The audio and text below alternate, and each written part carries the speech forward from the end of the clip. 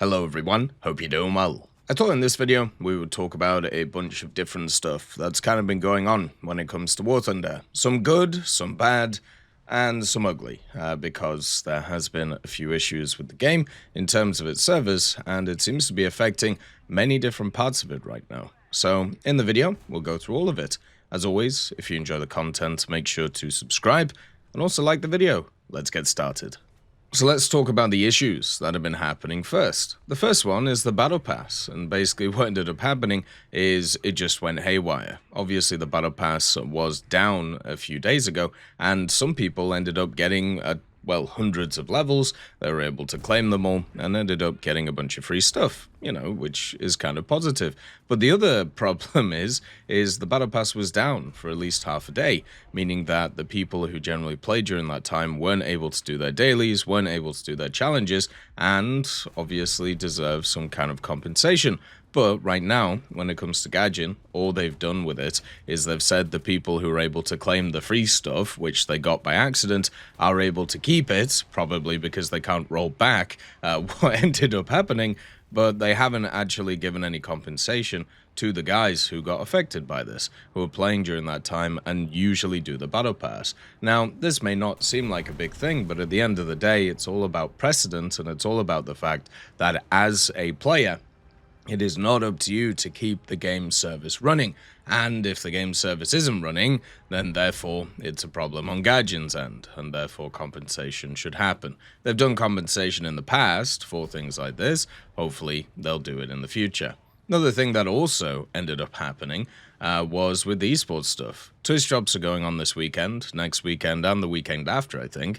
And basically, what ended up happening with the Twitch drops this weekend is the tournament system just wasn't working. I've tried to find out what actually went on, but trying to actually go through different threads and everything and watching basically Gaijin's PR speak in terms of the whole thing isn't really that useful. They basically put out 3 posts which all said the same thing, which was basically, oh yeah, it ain't working, we're trying to fix it. And it's like, that's fine, but it would be kind of nice to know why it wasn't working. But yeah, it seems like people weren't getting invited into the tournament, and the whole thing was a bit of a mess. So once again, probably a bunch of server issues.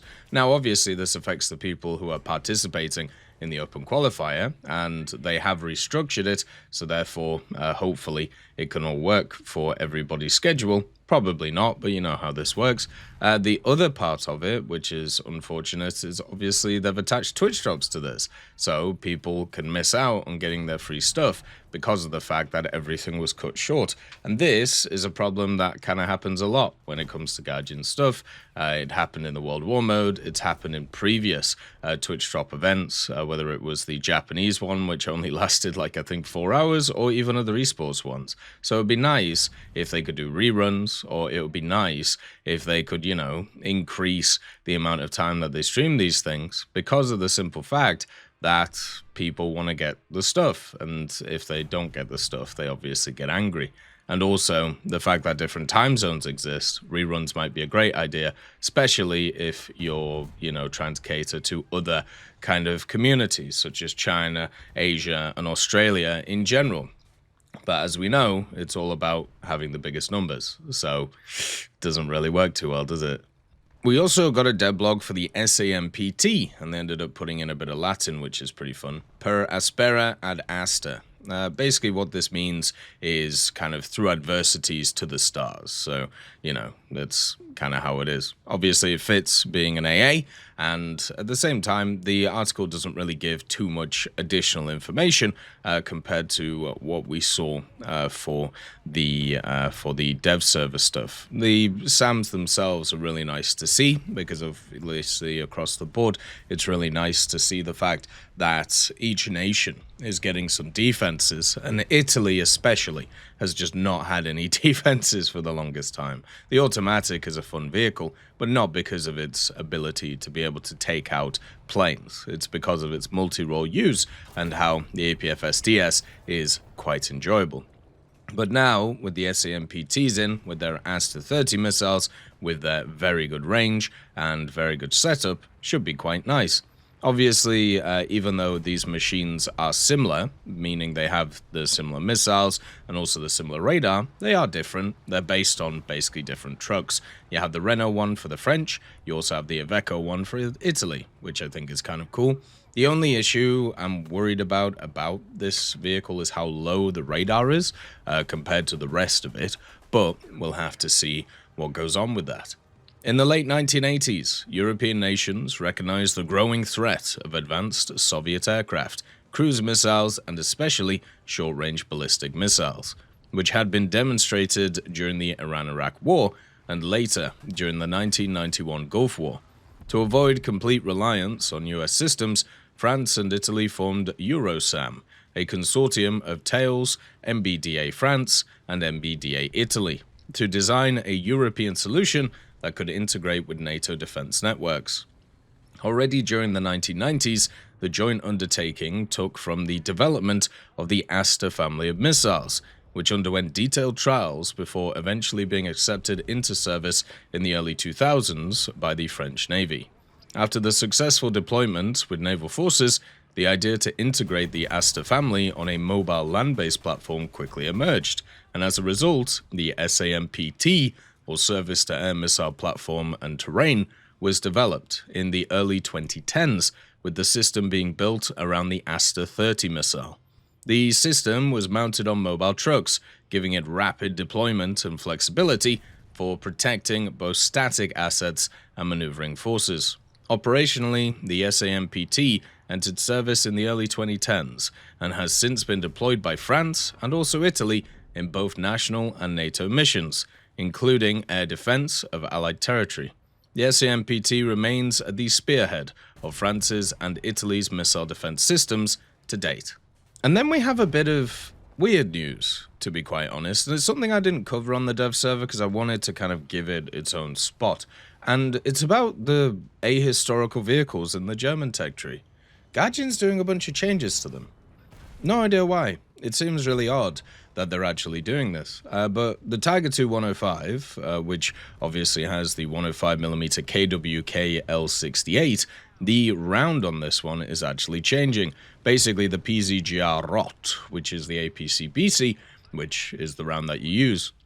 They're increasing its mass by 0.3 kilo, they're reducing its explosive mass from 240 to 100 grams, and giving it a bit more kinetic energy penetration, basically up to 272 millimeters, and they're removing overpressure from it. So overall, I'd say this is a nerf for the round itself. It's just really interesting to see that they're actually, doing changes to this. It just seems very odd. And then the even bigger change, which is a bit crazy, is the Coelian, the Flak Panzer 341. What they're doing is completely changing its armor, so its trunnions are basically getting more armor on the front and sides, and then also the 37mm are changing. They're changing from the Flak 44s to the Garat 341s, and this means that they're going to get access to PZGR APHE and then also the FIT. The best penetration on the APHE is going to be 87mm, which is huge compared to the 50mm that it was before. And technically it has 2 less rounds, so it has 750 instead. So they've made this thing very good against light tanks. But also, once again, you can't get access to either of these vehicles. They removed them a few years ago, and it just seems weird to me. Why would you make these changes? These vehicles are ahistorical vehicles. The reason why they got rid of them was because they were ahistorical. But for some reason, they are doing changes to them which affect how they actually play in very, very positive or negative ways. And I wonder if this is a way of trying to balance them, or if they're basically getting them ready to bring them back. We've seen a massive amount of, let's say, ahistorical vehicles in the game. All of the project ships that they've brought in, they're all vehicles that were never finished. Very similar to the Flak Panzer 341, by the way. Basically, if you don't know the story of the Flak Panzer 341, it's based on a Panther chassis, and then it had a wooden turret on it, so it was never actually finished. The thing about it, though, is if you have a look at a lot of these ships that have been added, which obviously have different rules compared to the ground stuff, it's not really that different. And then also you think about something like the Yak 141. That vehicle never had any of its weapon systems, but now in the game, it obviously has all of them. So the question is, how far do you want to go with these types of vehicles, and what rules do you kind of want to bend to keep them out of the game? Now, for me personally, my opinion on this is simple. Everybody should get access to everything. I don't like the fact that I, as a player, because I played the game before other people played the game, that means that I get access to stuff that basically improves my lineups and also means that I have a competitive advantage over others. That sucks. That shouldn't be the case. You know, and with these ahistorical vehicles, it's not as if they're event vehicles, it's not as if you can get them in boxes or whatever. There is no way to get these things, and it just sucks that that is the case. They should have just kept them in the tech trees and just left them there, similar to what they've recently just done with the R2Y2s. The fact that now they're all removed and they're just gone, and it's just so sad when thinking about the new players who are playing these games and they're just never going to get access to these vehicles.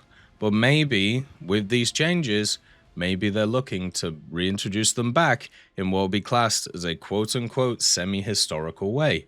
Same with something like the Panther 2, which is also sat there not really doing anything. So who knows? Maybe it's time for Gaijin to finally expand into what would be this little area. Another thing as well is they recently upgraded the model of the Tiger 2P, and they did say that they were going to upgrade the model of the Tiger 2H as well, which probably will update the model of the Tiger 2 105, so that will probably be getting even more changes going forward. The main thing is, it's just interesting to see that they obviously understand that these vehicles are kind of here, whereas the Soviet ones that they removed, like the 2M TATs and also the SP2Ms, those ones are in a little bit of a weird space. But maybe at some point they'll come back. I'm hoping they do, just to give parity to people, just to make sure that everybody plays by the same rules, because then that actually feels fair.